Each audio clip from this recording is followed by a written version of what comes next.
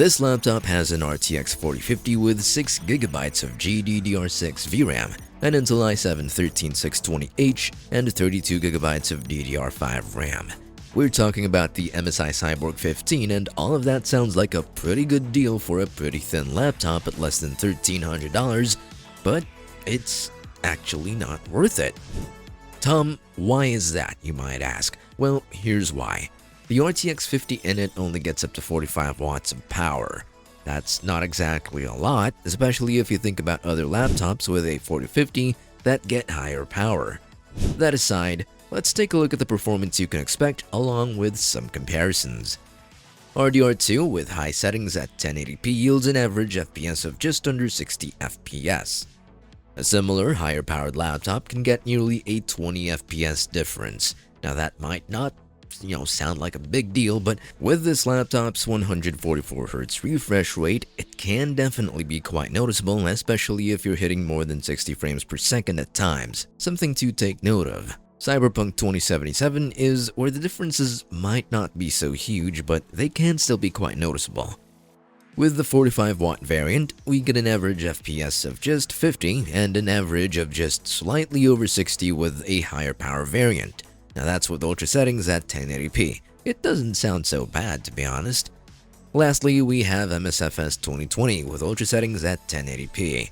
The differences this time are more apparent. The 45-watt variant only averages under 27 frames per second, which can be a little slow. The higher power variant, on the other hand, averages 45 frames per second, and I would say that is a very, very noticeable difference. All good? Well, wait till you find out this thing only has one fan. Well, what does that have to do with performance, Tom? Well, if you can't cool the laptop properly, you're gonna thermal throttle all the time. So basically, what I'm saying is, cooling is not so great, but it's also not terrible. I guess it does make sense, seeing as how the GPU only uses 45 watts. I mean, it's still gonna get pretty hot, but not enough to warrant two fans, I guess. I'm still not trusting one heatsink and fan though. Upgradability is decent with this laptop, I'll admit. I thought it'd only get like one RAM slot, but I'm amazed it's got two. Now what is unfortunate is the fact that this laptop only has one available SSD slot. You're not going to be playing a whole lot of games with it, I'm afraid. We get a 1080p screen resolution with this laptop, as well as a refresh rate of 144Hz, which is pretty great if you like playing competitive games, and that's really about it. If you're thinking about getting this laptop for color critical work, I'm happy to tell you that. No, I'm kidding. I'm not happy.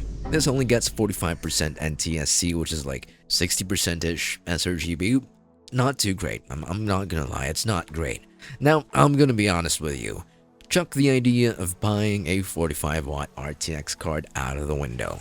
It's honestly not gonna do you plenty, especially if you plan on sticking with the laptop for a long time.